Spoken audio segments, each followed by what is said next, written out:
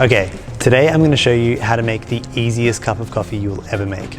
All you need is one of these brew bags and some boiling hot water. And all you need to do is open the brew bag, take it out, place it inside your favorite mug. And then we're going to get our boiling water and simply fill up your mug as much as you like. If you're the kind of person that likes to add a bit of milk to coffee, then I'd recommend using a little bit less water, so that way the milk can cut through a little bit better and you get a bit of a stronger flavor. Now, we're just gonna wait here for 5 minutes and then come back. Now that the 5 minutes are up, all we need to do is take the brew bag out like so. Just be careful when you're lifting it up, let it drip down a little bit.